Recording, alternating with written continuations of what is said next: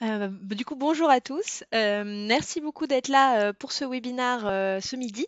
Ce que je vous propose, du coup, c'est qu'on regarde rapidement, là, donc dans les 45 prochaines minutes qu'on a ensemble, eh bien, comment est-ce que vous allez pouvoir créer votre premier site web.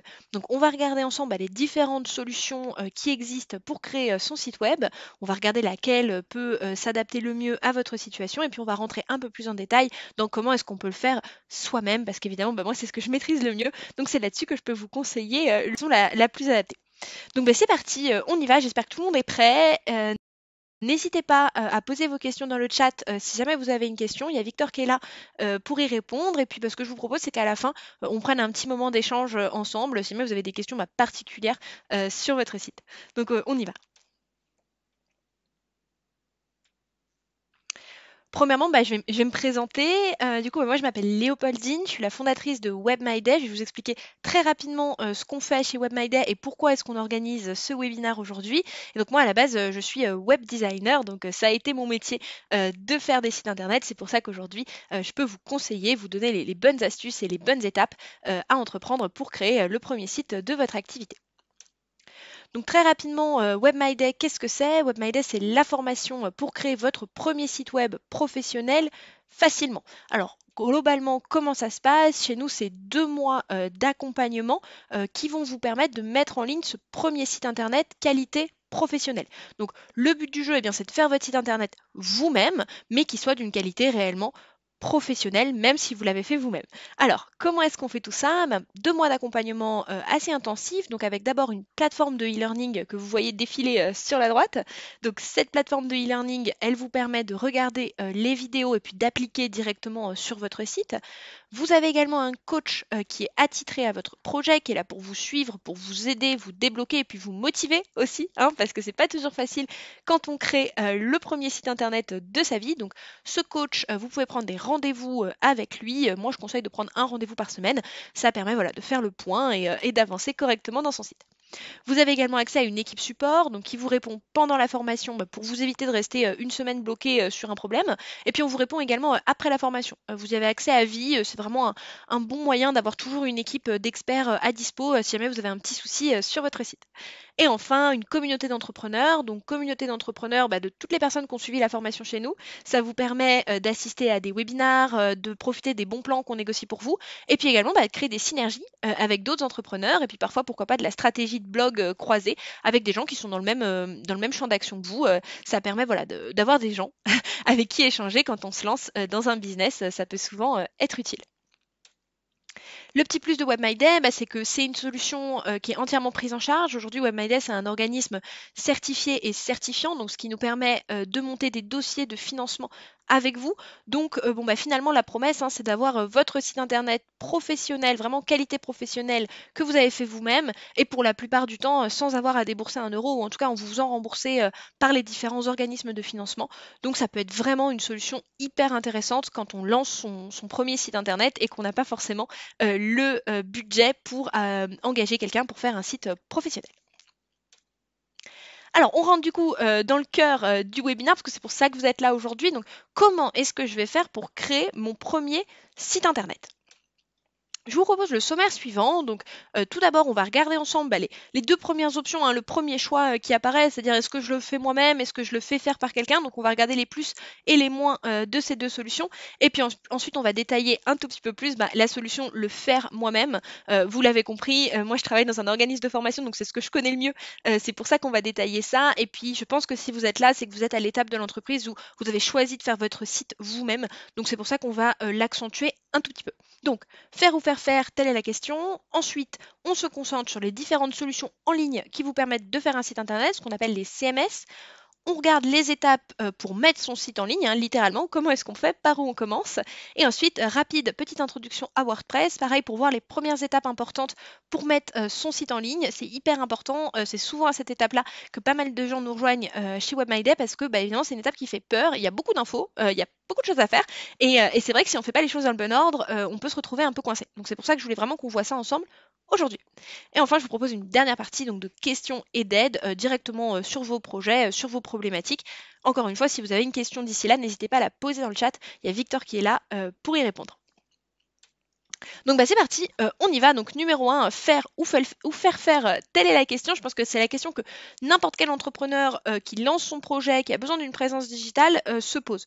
Moi, quand j'ai créé mon premier projet entrepreneurial, donc quand j'avais une vingtaine d'années, c'est une question que je me suis posée. Je me suis énormément posée. Il y a des questions de budget, il y a une question de temps. Comment est-ce que je fais ce choix et puis quelles sont les différentes options qui s'offrent à moi. Donc c'est ce qu'on regarde ensemble tout de suite. Donc faire son site soi-même, donc évidemment donc deux options, hein. Numéro un, je fais mon site moi-même. Numéro 2, j'engage quelqu'un ou plusieurs personnes pour le faire. Donc si je fais mon site moi-même, bah, évidemment ça me permet une incroyable autonomie sur mon site internet. Et ça, c'est pas négligeable, hein. Si vous êtes à l'étape de création du projet, en tout cas de création de la présence digitale du projet, c'est hyper important d'avoir de l'autonomie sur le site. Pourquoi? Parce qu'en fait, un projet à ses débuts, eh bien, il change tout le temps. On va changer la catchline, on va changer la façon dont on s'adresse à nos visiteurs, on va changer nos offres, éventuellement parfois même notre charte graphique, notre logo, notre nom. Donc c'est hyper important dans les débuts du projet ou de l'entreprise d'être capable de pouvoir rebondir rapidement face aux changements et de pouvoir les faire apparaître tout de suite sur son site internet. Nous, quand on a démarré WebMyDay, le site internet il était jaune, bleu et vert. Je vous inviterai à aller voir actuellement à quoi il ressemble. On l'a énormément modifié face au retour qu'on nous donnait, face à la cible qu'on commençait à comprendre, qui était intéressée par notre produit. Et ça, je pense que tous les entrepreneurs y passent. Donc c'est vraiment, vraiment important d'avoir de l'autonomie sur son site à ce moment-là. Ensuite, bon, bah, évidemment, le gros plus, hein, c'est les coûts réduits, mais ça, je pense que je l'apprends à personne. Si vous faites votre site vous-même, forcément, ça coûte moins cher, voire ça coûte 0 euros. Donc ça, bon, évidemment, c'est un plus à mettre dans la balance, surtout quand on se lance, on n'a pas forcément un tel budget à mettre pour la création de son site. Alors, on regardera ensemble les différents prix qu'on peut avoir, mais c'est vrai que, bon, voilà, moi, le premier site que j'ai lancé, ma première entreprise, j'avais pas un euro en poche et j'avais clairement pas le budget pour financer une agence ou un freelance pour créer mon site internet. Alors les petits points négatifs, évidemment, si on le fait soi-même, qu'on n'y connaît pas grand-chose, qu'on n'a jamais fait avant et qu'on n'est pas accompagné, bah, premièrement, il y a risque d'avoir des bugs sur son site internet, donc deux types de bugs. Le premier, un bug immédiat, donc à la limite, vous allez pouvoir corriger en cherchant des tutos, en demandant à deux trois personnes à côté. Le plus problématique, ça va être les bugs long terme, c'est-à-dire des choses, vous le faites aujourd'hui, bon, on a un peu bidouillé, ça fonctionne, mais en fait, ce qui a été fait derrière, c'est pas très solide, et donc bah, peut-être avec un peu plus de visiteurs, ou alors en changeant, en passant en mobile ou en tablette, ça rend pas très bien. Donc ça, je pense que c'est vraiment le sujet quand on le fait soi-même. Je pense que c'est ça qui fait peur. Dans la même optique, on a un petit peu le risque d'avoir un site qui est pas forcément professionnel. Pourquoi? Parce qu'il y a des codes. Il y a des codes du web et ces codes du web, ils n'arrivent que par l'expérience ou par l'accompagnement. Donc le risque, eh ben, en fait, c'est de faire un premier site, un premier jet, et puis qui ne répondent pas forcément au code du web, qui n'ait pas un bon chemin utilisateur, voilà, qui ne soit pas parfait comme pourrait l'être le site de Renault, par exemple. Après, il faut quand même ça en perspective et se dire: «Attendez, c'est le premier site, de votre activité, c'est la première présence digitale que votre entreprise va proposer, sur le web». C'est pas très grave s'il n'est pas extrêmement professionnel. Vous êtes là pour le faire évoluer. Donc plus tôt vous commencez à créer ce site, à prendre les codes du web et puis à prendre la technique, hein, pour créer le site, eh bien plus vite il va devenir professionnel. Donc il faut absolument pas que ce soit une barrière. Je pense que c'est important de le savoir, c'est pour ça que je vous le dis, mais ça ne doit pas être une barrière. C'est-à-dire qu'il ne faut pas se dire: «Oh, je vais pas faire mon site parce que je vais jamais réussir à faire un truc professionnel. Moi, je veux le même site que Renault parce que sinon ça marchera pas». C'est pas vrai. Le site, tant qu'il est fonctionnel, qui dit exactement ce que vous voulez dire, il va vous permettre de tester la traction sur votre produit, de tester votre marché. Donc, faites votre site le plus simplement et le plus rapidement possible pour tester votre marché, tester la présence digitale de votre activité si elle existe déjà, et montez en compétences et rendez le site de plus en plus professionnel. Alors, la deuxième option, bon, bah, qui permet d'avoir un site évidemment très professionnel tout de suite, c'est d'engager quelqu'un ou plusieurs personnes pour le faire. Donc, le plus, évidemment, bah, site professionnel, hein, vous allez travailler avec des gens qui font ça depuis des années, qui en ont fait des centaines avant vous. Donc, le risque de bug, le risque d'avoir un chemin utilisateur qui n'est pas professionnel, les codes du web sont maîtrisés. Donc, pour le coup, ça, c'est vrai que c'est un plus à mettre dans la balance. Vous avez un site extrêmement professionnel tout de suite. Le deuxième, c'est qu'il y a moins de travail de votre part. Alors attention, moins de travail de votre part, ça ne veut pas dire que le site va mettre moins de temps à être mis en ligne. On en parlera juste après, je pense que c'est quelque chose de super important à comprendre. Moins de travail de votre part, ça veut dire que vous, face à l'ordinateur, en train de pianoter, il y aura moins de temps. Mais ça ne veut pas dire que la construction du site en elle-même, elle prendra moins de temps que si vous le faites tout seul. Les inconvénients, bon bah le manque d'autonomie. Et encore une fois, je pense que si vous êtes en train de créer l'entreprise, c'est vraiment une problématique. C'est vraiment une problématique. On a besoin de rebondir vite. Et le fait de ne pas être capable de mettre à jour quelque chose rapidement et facilement et gratuitement sur son site, ça peut être vraiment problématique. Et enfin, il y a le coût. On va les regarder ensemble dans les prochaines slides. C'est évidemment un coût beaucoup plus élevé que si on le fait soi-même. C'est un budget à prévoir pour le lancement. Et je sais que la plupart de ceux qui se lancent, en tout cas moi c'était mon cas et c'est le cas de pas mal des gens qui rejoignent WebMyDay, n'ont pas forcément ce budget-là à mettre. Alors en plus le budget à mettre à tenter, c'est-à-dire pour créer le site, voilà, pour qu'il soit en ligne. Et puis il y a un budget à prévoir bien, pour la maintenance, les modifications, si jamais vous avez besoin de faire évoluer le site. Donc déjà la maintenance, vous pouvez pas y couper. Donc déjà il faut compter un mensuel chez l'agence ou chez le freelance pour qu'ils mettent à jour régulièrement votre site. Et les modifications, comme on l'a dit, le web bouge très vite. Si vous avez besoin d'une modification sur votre site, il va falloir redemander un devis ou éventuellement passer à un forfait mensuel un peu plus élevé qui vous permet de faire quelques retouches sur le site. Dans tous les cas, du coup, c'est un budget à prévoir. C'est vraiment un budget à rajouter dans le business plan si vous êtes en train de faire un business plan. Budget à tenter, création du site, bim, X euros, et budget mensuel pour sa maintenance et éventuellement son évolution. Donc j'ai dit rapidement, mais je vais insister dessus parce que je pense que c'est super important. Attention, on a tendance à penser que déléguer la création de son site internet, ça va faire en sorte qu'on va avoir son site beaucoup plus rapidement. Et franchement, c'est pas forcément vrai. Je le sais d'expérience parce que moi, avant d'avoir créé WebMyDay, donc qui est l'organisme de formation, j'avais créé Agence Ralph, qui était une agence de création de site internet. Et ayant eu ces deux expériences, je peux vous garantir qu'à 100% des cas, les personnes qui ont fait la formation avec WebMyDay ont fini leur site beaucoup plus vite que ceux qui passaient par mon agence quand j'avais une agence. Pourquoi? Parce qu'en fait, lorsqu'on délègue à quelqu'un, il faut être dans la capacité de lui transmettre votre vision, ce que vous voyez pour l'entreprise, ce que vous avez en tête pour votre site internet. Et en fait, c'est super compliqué. C'est un métier, c'est un véritable métier. Il y a des gens dont le métier, c'est de créer le brief créatif. Donc, forcément, si c'est pas votre métier, si vous démarrez, si voilà, vous avez plein d'idées, vous avez l'idée bouillonnante parce que c'est votre bébé, c'est votre projet, vous avez envie de voir le jour, et c'est super compliqué en fait de faire passer ce message-là à un prestataire et d'être pleinement satisfait de la façon dont lui l'interprète et la façon dont lui va le retranscrire sur le site internet. Donc en fait c'est pour ça que le faire soi-même finalement ça va presque plus vite. Alors aussi parce qu'aujourd'hui il existe des outils qui permettent que ça aille beaucoup plus vite, hein. On le regardera ensemble, mais finalement aujourd'hui avec les outils, ça prend moins de temps de se former un petit peu à maîtriser un outil qui ont franchement des bonnes courbes d'apprentissage et d'injecter tout de suite la vision, ce qu'on a nous en tête, plutôt que de briefer quelqu'un à cette vision et de faire évoluer. Parce qu'en plus, il va vous proposer un premier truc, c'est pas tout à fait ça, alors on fait les retours, on est tout le temps en train de briefer cette personne, et c'est ça qui est difficile, surtout quand on se lance. C'est vrai que quand l'entreprise est établie, voilà, qu'elle a 5-6 ans d'existence, on a les idées au clair, on sait exactement ce qu'on veut, c'est plus simple. Mais quand on se lance, déjà on change d'idée tout le temps, et même si on n'en change pas, et même pour nous c'est pas très clair dans notre tête, hein, c'est un peu brouillon parce qu'on a tellement envie, on a envie de faire tellement de choses, et du coup c'est très difficile de le transmettre à quelqu'un et que lui arrive à en sortir quelque chose de carré qui vous plaise. Donc à garder en tête, si la rapidité est votre problème dans la création de votre site internet, faites-le vous-même. Franchement, faites-le vous-même, ça peut vraiment aller très vite. On va regarder ensemble les différents outils, mais aujourd'hui, il y a des outils qui peuvent presque vous permettre de faire un site internet en une journée. Donc, si vous avez besoin d'un site internet rapidement, ne faites pas l'erreur de penser qu'en le déléguant, ça va aller beaucoup plus vite. Donc, deux conseils pratiques que je peux vous donner à propos de ces choses-là.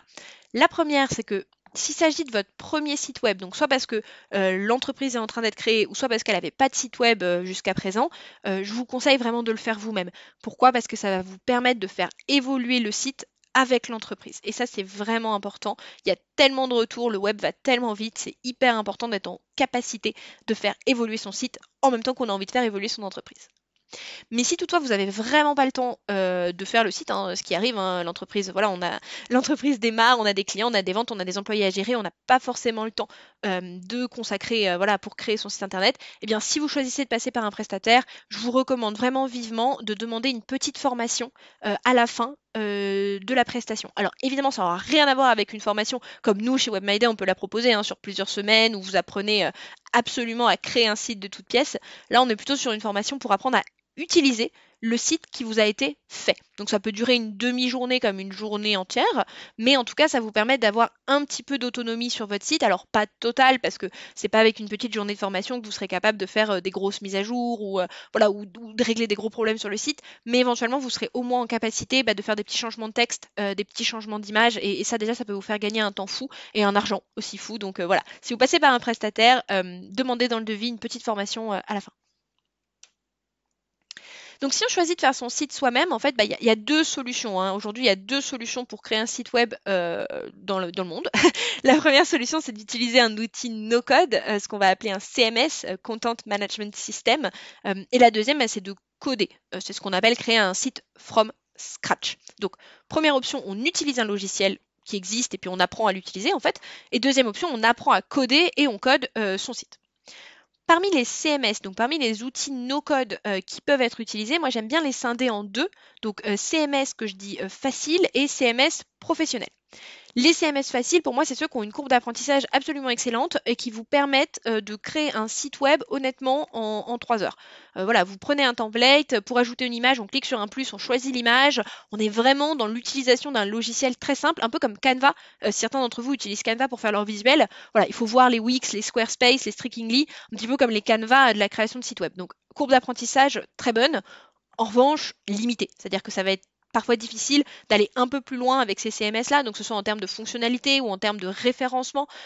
C'est des CMS voilà, faciles pour créer des petits sites simples rapidement. Donc si on part sur un site vraiment professionnel, ils peuvent être un petit peu limitants. Mais si vous partez là sur une landing page pour tester votre truc dans la journée, c'est vraiment une super option. Donc à différencier, moi j'aime bien donc du CMS professionnel.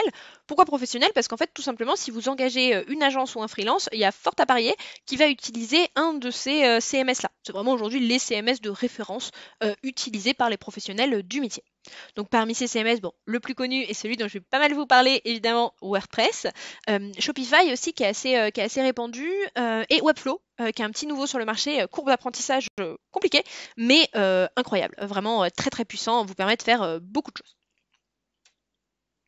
Si jamais vous souhaitez donc déléguer, je vous donne quelques tips. Donc, si vous souhaitez déléguer, il y a 4 options à peu près possibles, hein. La première, c'est des solutions professionnelles. Donc, le déléguer à un professionnel, donc un freelance, ou le déléguer à des professionnels, donc une agence. Pour trouver un freelance, aujourd'hui, vous avez plein de plateformes vraiment sympas où vous pouvez voir tous les freelances, leurs tarifs, leurs disponibilités. C'est vraiment super. Moi, ma préférée, c'est Malte. Donc vraiment, Malte, vous allez sur Malte, vous tapez création site web WordPress. Vous avez des centaines de freelances. Ça vous permet d'avoir une idée globale de la tarification. Tarification qui dépend de l'expérience de la personne, du type de site dont vous avez besoin. Donc ça vous permet quand même de voir et puis de le rentrer dans vos projections budgétaires. Et vous en avez d'autres, vous avez Fiverr ou Coder.com. Alors moi j'aime bien aussi Coder.com parce que vous avez la possibilité, vous, de déposer un projet. Donc c'est-à-dire que vous mettez votre projet, voilà, j'ai besoin d'un site internet vitrine, 5 pages, vous briefez un petit peu. Et là, c'est les freelances, ou il y a des agences aussi d'ailleurs, je crois, qui vont pouvoir venir proposer un devis à votre projet. Donc ça marche dans l'autre sens. Bon, vous pouvez aussi directement contacter les freelances, mais je trouve ça bien. Moi, je vous conseille de faire les deux, comme ça vous permet vous de chercher des gens vous-même et d'avoir des gens qui viennent à vous intéressés par votre projet. Bon, le deuxième, c'est de faire appel à une agence. Je connais pas spécialement, moi, de plateforme avec des agences. Doit y en avoir. Je crois qu'il y a quelques agences sur coder.com d'ailleurs. Bon, moi, je pense que le plus simple, c'est de taper agence de création de site web plus votre ville ou votre région dans Google et ça va vous faire apparaître voilà, les agences les mieux référencées. Moi, je trouve que c'est un plus de bosser avec une agence qui est près de chez soi. Si jamais vous pouvez faire le brief, bon, avec le Covid, peut-être moins, mais voilà, si jamais vous pouvez les rencontrer, les briefer, leur montrer votre produit, si c'est un produit physique, c'est toujours plus simple de faire passer votre vision, de faire passer ce que vous avez envie de faire avec votre site internet si vous rencontrez les gens et que vous avez un véritable échange avec eux. Et enfin, les deux autres options qui sont un peu moins professionnelles, mais forcément qui sont un peu moins chères également, vous pouvez faire appel à un étudiant. Donc aujourd'hui, il y a plein de personnes qui se forment, je suis bien placée pour le savoir, à la création de sites internet. Donc vous pouvez vous rapprocher soit d'écoles, d'écoles de développement web comme O'Clock par exemple, qui est une très bonne école. Il y a des étudiants dedans voilà, qui ont besoin d'un projet pour s'exercer. Vous pouvez vous rapprocher également d'organismes de formation. Nous, on en a quelques-uns chaque mois voilà, qui sont chez nous parce qu'ils ont envie d'avoir une certification WordPress, une nouvelle compétence. Ils n'ont pas forcément un projet de site web à créer. Nous, on leur recommande vraiment de travailler sur un site web parce que sinon, ça reste très théorique. Donc, c'est vraiment important de l'appliquer directement.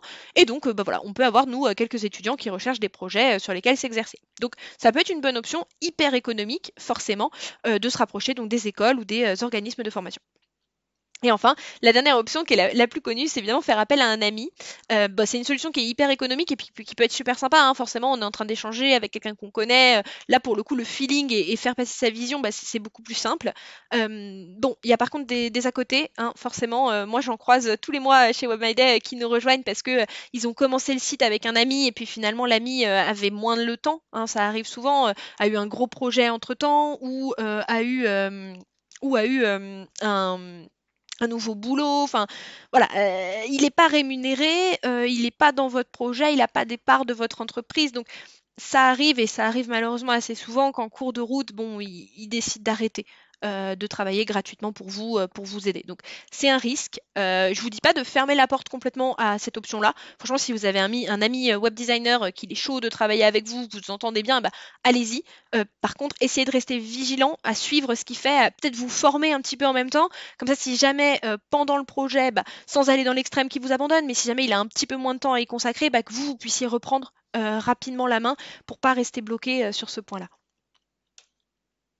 Alors on regarde rapidement les coûts de tout ça. Alors évidemment, c'est hyper difficile de vous donner un coût général d'un site internet parce que ça dépend des fonctionnalités, ça dépend de la taille du site internet, ça dépend de vos exigences, ça dépend d'énormément de choses. C'est pour ça que il y a vraiment très peu de freelance ou très peu d'agences qui ont un prix affiché d'un site internet, quoi. Il y en a vraiment très peu qui vous disent site web 3500 euros. Ça dépend vraiment du projet. Mais voilà, je vous ai mis une fourchette juste pour que vous ayez une idée de ce que ça peut coûter. Donc l'agence, c'est le plus cher. Normal, vous avez plusieurs personnes qui vont travailler sur votre projet. La plupart du temps, vous allez éventuellement avoir un UX designer, donc qui va travailler sur la partie chemin utilisateur de votre site, éventuellement un UI designer, alors parfois c'est la même personne, qui va travailler sur la partie charte graphique et comment l'implémenter dans votre site internet, et puis vous allez avoir un intégrateur web qui est là pour intégrer le site, donc que ce soit en codant ou sur WordPress. Donc évidemment, il y a plus de personnes qui travaillent, vous avez plus de conseils, plus d'accompagnement, donc c'est plus cher. Chez une agence, je pense que pour un petit site vitrine simple, il faut coûter au moins 3000 euros. Et ça peut monter évidemment, comme je vous le disais, en fonction des fonctionnalités de votre site internet. Un site e-commerce dans une bonne agence avec un accompagnement, on peut aller jusqu'à 10 000 euros. Et puis il y a des extrêmes, hein, évidemment. Il y a des très très grosses agences qui s'adressent à des très très grosses boîtes et un site internet, ça peut monter jusqu'à 500 000 euros. Donc c'est pour ça que je vous dis, bon, une fourchette c'est un peu compliqué, mais voilà, bon, je pense que personne ici n'est en train de faire, une énorme boîte du CAC 40, donc on peut enlever au moins la partie fourchette 500 000 euros. Mais voilà, pour l'agence, pour un premier site, pour votre entreprise, comptez au minimum 3 000 euros. Vous avez ensuite le freelance, donc évidemment un peu moins cher, parce qu'il n'y a qu'une seule personne qui travaille sur votre site. Ça ne veut pas dire que le site va être d'une moins bonne qualité. Aujourd'hui, il y a énormément de freelance qui combinent en fait toutes ces compétences en une seule personne. Hein. Donc ça peut être, je pense d'ailleurs que c'est une solution quand on se lance qui est hyper adaptée et qui vous permet d'avoir un site super super complet, quoi. Le freelance, je pense qu'il faut compter au moins 1000 euros pour un site internet vitrine. Alors je sais, sur des sites, vous allez trouver des sites internet pour moins de 200 euros. Je vous déconseille d'y aller. Je pense pas que ce soit des choses très sérieuses. Un site internet pour moins de 200 euros fait par un freelance, il y a forcément quelque chose qui va pas. C'est-à-dire que soit il n'est pas sur mesure, soit vous n'allez pas pouvoir faire de retour. Aujourd'hui, il faut savoir que le tarif journalier d'un freelance un petit peu expérimenté, on est autour de 300-350 euros par jour, en comptant qu'il va travailler au moins plus d'un jour sur votre site internet. Donc voilà, pour un site internet simple, basique, comptez à partir de 1000 euros. Et puis ça peut monter jusqu'à 4000, 5000 euros pour un site e-commerce.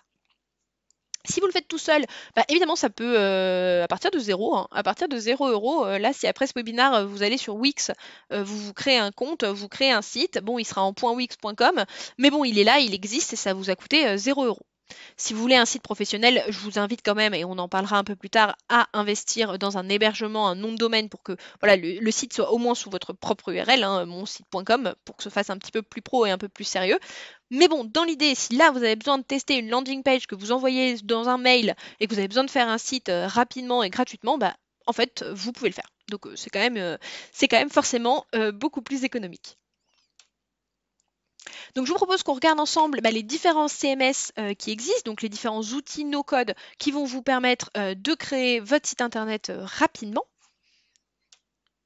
Donc premièrement, définition. Donc j'en parle depuis le début, CMS, je pense que si après ce webinaire, vous continuez à faire des recherches sur internet, c'est un mot que vous allez voir souvent.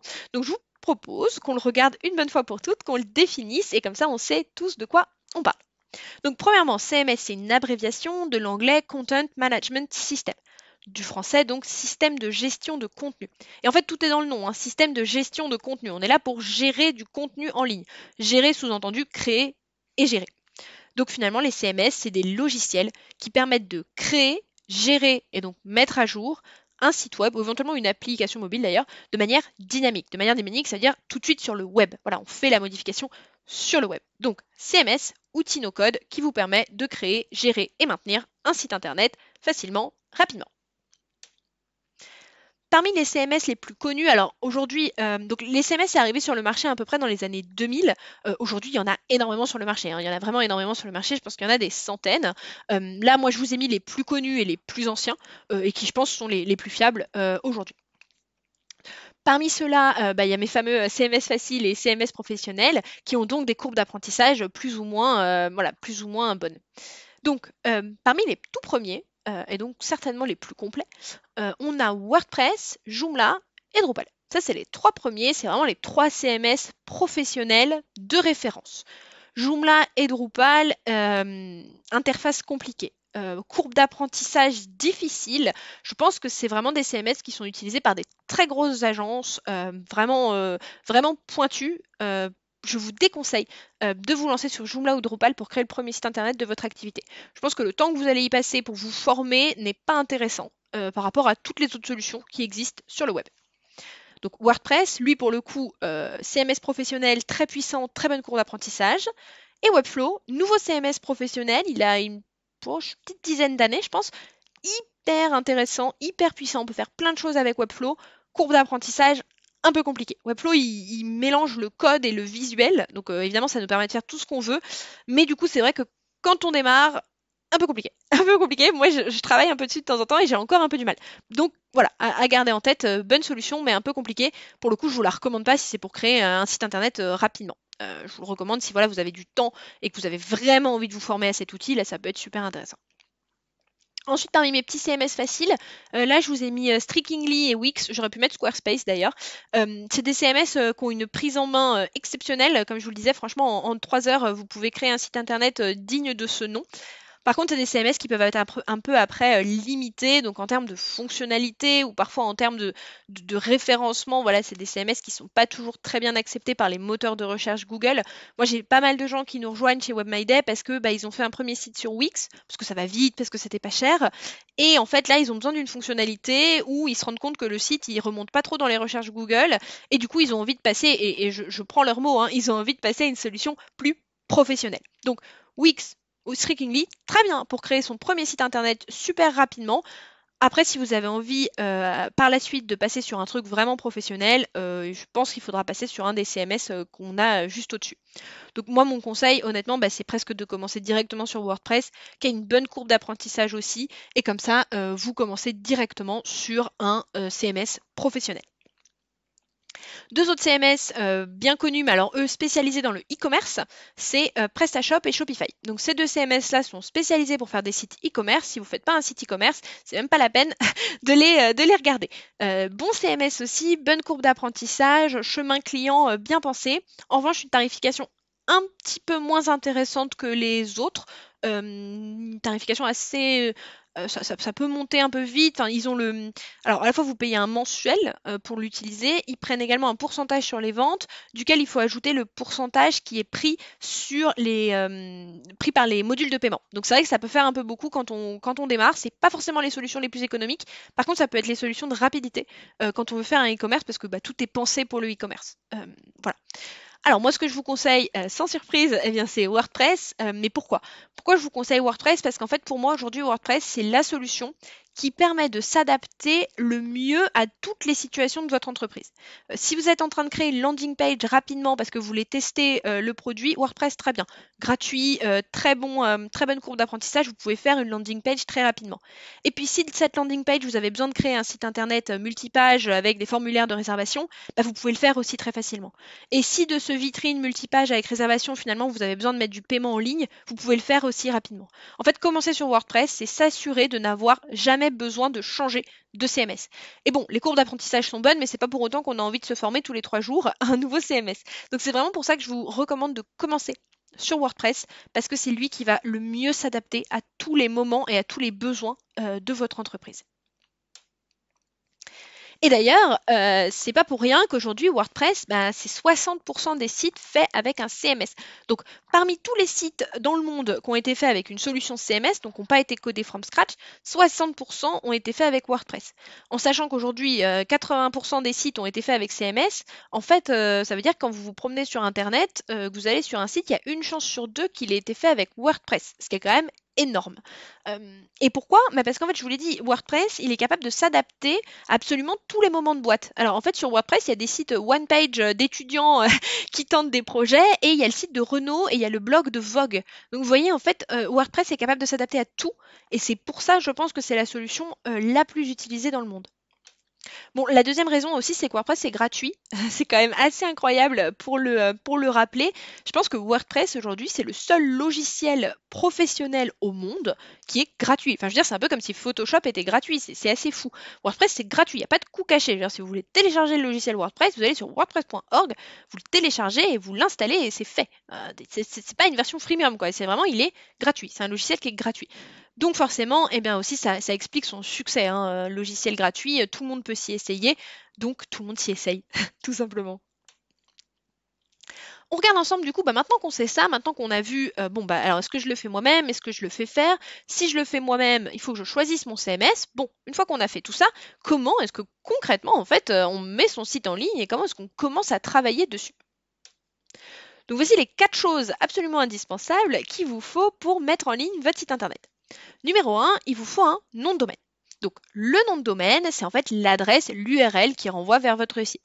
webmyday.io, lafnac.fr, voilà, c'est vraiment l'URL que voient les visiteurs pour aller sur votre site. Le nom de domaine, ça se loue à ce qu'on appelle un registrar, ça se loue tous les mois, vous achetez en fait la propriété de cette URL. Et attention, c'est là que souvent il se passe des erreurs. Et c'est moi que souvent que les gens arrivent chez WebMyDay et sont bloqués à ce moment-là. C'est-à-dire qu'ils ont acheté un nom de domaine et après. Parce qu'en fait, quand vous achetez un nom de domaine, vous n'achetez que la propriété intellectuelle d'un nom sur Internet. Mais vous n'avez pas la possibilité d'y installer quoi que ce soit. Vous n'avez pas de l'espace web. Et pour avoir un peu d'espace web, en fait, il vous faut acheter un hébergement. Donc, l'hébergement, c'est un petit peu d'espace web sur lequel vous allez pouvoir installer vos fichiers. Et donc, pour le coup, moi, dans mon cas, installer WordPress. Non, par contre, un espace web sans nom de domaine, ça marche pas non plus. Donc, un nom de domaine sans espace web, ça marche pas non plus. Donc, en fait, il vous faut acheter les deux. La bonne nouvelle, c'est que si vous vous rendez directement sur le site d'un hébergeur, vous allez avoir des formules où vous pouvez acheter les deux d'un coup. Je vous recommande vraiment de faire ça. Je vais vous donner quelques hébergeurs dans la slide juste après. Moi, je vous recommande d'aller chez un hébergeur, d'acheter leur formule hébergement plus nom de domaine. D'ailleurs, souvent, comme ça les arrange, que vous achetez les deux chez eux, c'est assez avantageux, hein. La plupart vous offrent le nom de domaine la première année, voire pour toujours. Donc voilà, partez vraiment sur une formule avec les deux. C'est hyper important parce que sinon, vous allez vous retrouver coincé. Une fois qu'on a fait ça, il nous reste à choisir son CMS, donc WordPress, Wix, en gardant en tête que chez Wix, vous n'avez pas besoin d'aller chercher un hébergement et un nom de domaine chez un hébergeur, c'est géré directement chez eux. Alors c'est bien quand on se lance, c'est moins pratique quand on veut quitter Wix, parce que du coup, pour faire le transfert vers un autre hébergeur, c'est vraiment la croix et la bannière. Et si on a choisi de travailler avec WordPress, la 4e étape, ça va être de choisir un thème WordPress, donc le thème WordPress, le moteur de notre site. Comment est-ce que je vais faire pour le modifier? Parmi les hébergeurs les plus connus, donc vous avez Yonos, O2Switch, OVH, Infomaniac, GoDaddy. Alors ils ont tous leurs particularités, ils ont tous leurs avantages, leurs inconvénients. En termes de tarification, honnêtement, de toute façon, on est toujours à peu près dans la même tranche de prix. On va aller de 2-3 euros jusqu'à peut-être 9 euros chez Infomaniac, je crois. Donc voilà, on reste à peu près dans la même tranche de prix, moins de 10 euros par mois. Je vais juste quelques mots sur les trois préférés de WebMyDay, comme ça je vous explique bien leurs avantages. Le premier, c'est Yonos. Yonos, service client absolument incroyable. Ils vous répondent tout de suite. Ils peuvent faire des manipulations sur votre serveur si vous avez un problème. Ils sont hyper disponibles. J'ai jamais vu ça chez aucun autre prestataire de service de ma vie. Donc vraiment, Yonos, incroyable pour ça. Yonos aussi, une première année à 1 euro par mois avec nom de domaine offert. Donc c'est vrai que pour quand on se lance, c'est pratique. Ça fait quand même un budget très moindre pour créer son premier site. Par contre, la deuxième année, ils sont un peu plus chers. Ils passent à 6 euros par mois. O2Switch, pour moi, c'est la solution de facilité.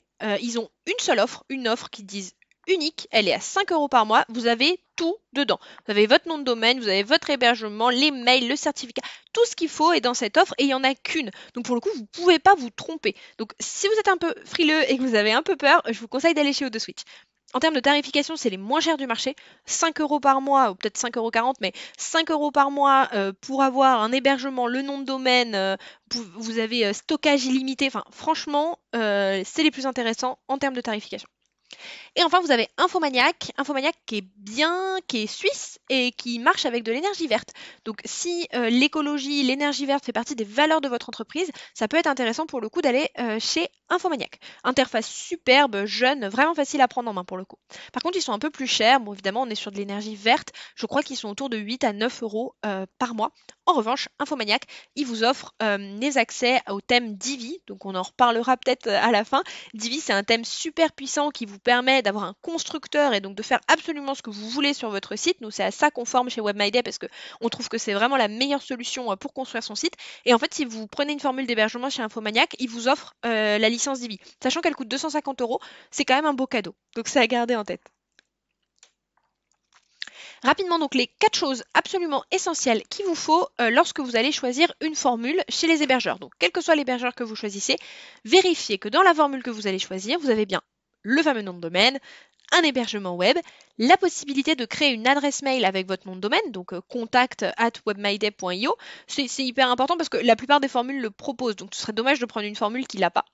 Et enfin, vérifiez aussi que l'offre possède la possibilité de rajouter un certificat SSL. Certificat SSL, c'est ce qui va permettre de garantir la sécurité sur votre site. C'est absolument essentiel aujourd'hui. Si vous n'en avez pas, déjà dans la barre d'URL, vous allez avoir ce site n'est peut-être pas sécurisé. Donc en termes d'expérience utilisateur, c'est pas génial. Et si vous partez sur un site e-commerce, vous ne pourrez de toute façon pas, en tout cas avec WordPress, installer le module de paiement. Voilà, le module de paiement ne veut pas s'installer s'il n'y a pas ce certificat de sécurité, ce certificat SSL. Donc pareil, absolument essentiel de l'avoir. Et encore une fois, normalement, les hébergeurs le proposent dans la formule. Donc ce serait dommage de choisir une formule ou d'un hébergeur qui ne le propose pas, quoi. Donc 4 choses, le nom de domaine, l'hébergement, l'adresse mail, le certificat SSL. Et donc une fois qu'on a fait tout ça, comment est-ce qu'on commence à travailler sur WordPress? Je vous l'ai dit tout à l'heure, une des premières problématiques qu'on rencontre nous chez nos apprenants chez WebMyDay, c'est comment est-ce que je mets mon site en ligne, hébergement, serveur, voilà, un peu un méli-mélo entre tout ça. Et le deuxième gros point de blocage, c'est ça, c'est quoi WordPress? Comment je travaille dessus? Comment littéralement j'ouvre WordPress et je commence à éditer mon site? Donc c'est ce qu'on va regarder ensemble. Donc, je le répète rapidement, WordPress est un CMS professionnel, gratuit et open source. Open source, ça veut dire que n'importe quel développeur en capacité de proposer une amélioration va pouvoir le faire. Et je pense que c'est aussi pour ça qu'aujourd'hui WordPress a autant de fonctionnalités et permet de s'adapter à tous les types de sites comme il le fait. Le premier point de blocage, c'est qu'il existe deux WordPress. Il existe deux WordPress et ça, c'est vraiment compliqué. Et quand on démarre, je pense que c'est à cette étape-là qu'on peut se perdre. Donc, il existe WordPress.com et WordPress.org. WordPress.com, en fait, c'est une plateforme d'hébergement de site web gratuite de base et il vous faut payer pour avoir les fonctionnalités, typiquement mettre votre nom de domaine ou rajouter un module de paiement. En fait, WordPress.com, c'est exactement le même business model que Wix. C'est exactement le même business model de Wix, sauf que c'est plus compliqué à utiliser que Wix. Donc pour moi, je trouve que c'est pas forcément la meilleure solution. Pour le coup, quitte à partir sur une plateforme d'hébergement de site web gratuite et puis pour laquelle il faut payer pour mettre son nom de domaine, etc., autant aller sur Wix, hein. L'interface est plus simple. Franchement, l'interface est beaucoup plus simple. Donc qu'est-ce qui se passe en fait? Vous avez regardé un webinar, vous avez lu un article de blog, vous avez un copain qui vous a dit de partir sur WordPress. Donc vous tapez WordPress dans Google, vous tombez sur WordPress.com parce que c'est le premier site qui apparaît, vous créez un compte et vous voilà parti dans WordPress.com, donc cette plateforme d'hébergement de site web. Et c'est là que vous restez coincé parce qu'on vous a parlé d'un CMS gratuit, professionnel, open source, et en fait vous vous retrouvez sur un logiciel d'édition de site web à la Wix. Et en fait c'est là que la grosse confusion se passe. Donc nous, le WordPress dont je vous parle et le WordPress que je vous conseille d'utiliser, c'est ce qu'on appelle wordpress.org. En fait, si vous tapez là dans la barre d'URL wordpress.org, vous allez tomber sur le site officiel de WordPress sur lequel vous allez pouvoir télécharger le logiciel WordPress. C'est un peu comme si vous vous rendiez sur Adobe et que vous téléchargiez Photoshop. Voilà, c'est exactement la même chose. La seule différence, c'est que Photoshop, vous pouvez l'utiliser sur votre ordinateur. Une fois qu'il est installé sur l'ordinateur, bon, on l'ouvre, on peut l'utiliser. WordPress, oui, on peut l'installer en local, ça nécessite une manipulation, ou alors il faut l'installer sur l'hébergement, sur l'espace web. En tout cas, dans tous les cas, il faut l'installer ailleurs que sur son ordinateur, sur son bureau, comme on pourrait le faire sur Photoshop. Et c'est là le deuxième point de blocage qui parfois peut perdre les gens. Donc, à garder en tête, si on veut travailler sur le logiciel professionnel de WordPress, on ne se rend pas sur WordPress.com, on ne crée pas un compte sur WordPress.com, mais on va venir télécharger le logiciel WordPress. Et donc pour le télécharger, et c'est pour ça que je vous ai parlé hébergement et nom de domaine avant, moi je trouve que ça vaut le coup d'aller d'abord acheter son hébergement et son nom de domaine, d'avoir notre petit espace web pour pouvoir tout de suite installer notre fameux logiciel WordPress. Si vous marchez dans cette étape-là, ça vous évitera de faire l'erreur et de vous retrouver sur WordPress.com. On regarde donc du coup, une fois qu'on a WordPress, comment ça fonctionne WordPress, qu'est-ce qui est obligatoire, qu'est-ce qui ne marche pas dans WordPress. WordPress, il faut le voir comme un logiciel. Donc c'est un logiciel, c'est un système d'exploitation. Ce système d'exploitation fonctionne obligatoirement avec un thème. WordPress, ça fonctionne avec un thème. J'aime bien prendre l'analogie de la voiture. C'est une analogie qui a été donnée par un de nos coachs chez WebMyDeck. On aime beaucoup. Merci Alessio, si tu m'écoutes. On aime beaucoup cette analogie et du coup, on la reprend souvent. Donc, bon, le logiciel WordPress, c'est la voiture. Voilà, c'est la voiture, sa carrosserie, tout ce qui a été fait dans la voiture. Pour que la voiture fonctionne, il lui faut un moteur. Le moteur, c'est le thème dans WordPress. Vous achèteriez jamais une voiture sans moteur. Bon, et ben quand vous installez WordPress, il y a même un thème par défaut qui est installé. Alors c'est pas le meilleur des thèmes, hein, je vous dis pas que vous allez pouvoir faire des dingueries avec, mais il existe en fait. C'est un petit moteur, c'est une petite deux chevaux qui vous permet de faire tourner le site internet. Donc ça, c'est vraiment les deux composantes obligatoires. Troisième composante non obligatoire, mais pour votre confort, ça va être les extensions qu'on pourrait faire, continuer notre analogie de la voiture avec les options qu'on peut rajouter sur notre voiture, qui vont nous apporter un confort de conduite. Et bien les extensions ou plugins en anglais, c'est pareil. Ça va nous apporter donc soit un confort pour nos visiteurs, soit un confort nous dans la création, soit une fonctionnalité supplémentaire. Voilà, c'est un petit module qu'on ajoute dans le site qui permet de rajouter quelque chose qui n'était pas forcément prévu dans WordPress et dans le thème. Donc, WordPress, système d'exploitation. Le thème, c'est le moteur du site. Comment est-ce qu'on va pouvoir le modifier? Attention, confusion qu'on fait souvent avec le template. Le template, c'est un look général. Template, je ne sais pas, d'un site de mariage. Il y a une banderole blanche avec une dame en robe. En dessous, il y a des boutons blancs. Tous les boutons sont un peu blancs avec une écriture un peu calligraphique. Ça, c'est un template. Ça donne un look. Ça n'a rien à voir avec le thème. Alors, la plupart des thèmes viennent avec des templates, forcément. Mais le thème dans WordPress, c'est ce qui vous permet de le modifier d'une façon ou d'une autre. Je ne sais pas, avec certains thèmes, pour ajouter une image, vous allez cliquer sur un plus rond au milieu, et puis avec d'autres thèmes, pour ajouter une image, il va falloir vous faire un clic droit ou drag and dropper quelque chose. C'est ça le thème en fait, c'est comment est-ce que mon site fonctionne.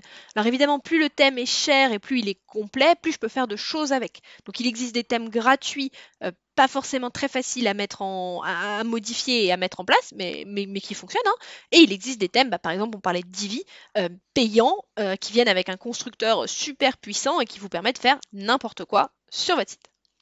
Et enfin, donc les plugins, les extensions, petits modules permettant d'ajouter ou améliorer une fonctionnalité sur votre site. Alors on ne le voit pas, c'est sous ma tête, mais il y a aujourd'hui plus de 60 000 plugins qui existent. Pour prendre la comparaison, chez Wix, il n'y en a que 300. Donc ça vous donne bien ce qu'on disait au début, pourquoi avec WordPress, en fait, je peux faire tout et n'importe quoi. Vous imaginez bien 60 000 plugins. Si vous avez besoin d'une fonctionnalité sur votre site, il y a fort à parier que quelqu'un en ait eu besoin avant et qu'elle fasse partie de ces 60 000 plugins. La bonne nouvelle, c'est que la plupart des plugins en plus sont soit gratuits, soit en une version gratuite qui vous permettent vraiment de faire beaucoup de choses. Alors, si cette extension est le cœur de votre activité, je prends par exemple l'exemple d'une marketplace, bon, ça vaut quand même le coup de passer en payant pour avoir toutes les fonctionnalités. Mais vous pouvez démarrer avec une version gratuite pour vraiment tester et voir que ça vous convient, voire faire vos premières ventes avec, valider le business model et puis passer en payant quand ça prend un petit peu d'ampleur. Donc le plugin, c'est évidemment une des grosses forces de WordPress. Donc, pour résumer, les étapes pour travailler sur WordPress. Numéro 1, on achète une formule hébergement plus nom de domaine chez un hébergeur. Numéro 2, on installe WordPress. Donc, soit on l'installe depuis le serveur, bon, qui est une manipulation un peu compliquée, mais en vrai, vous pouvez trouver des tutos sur YouTube pour le faire. Soit vous l'installez depuis l'hébergeur. Ils ont aujourd'hui ce qu'ils appellent des installations one-click. Donc, vous vous laissez guider par leur interface et c'est l'hébergeur qui va s'occuper de façon automatique d'installer WordPress sur votre espace web. Et enfin, on choisit un thème et on l'installe pour commencer à travailler. Voilà, j'espère que ça vous a aidé. J'ai dit beaucoup de choses.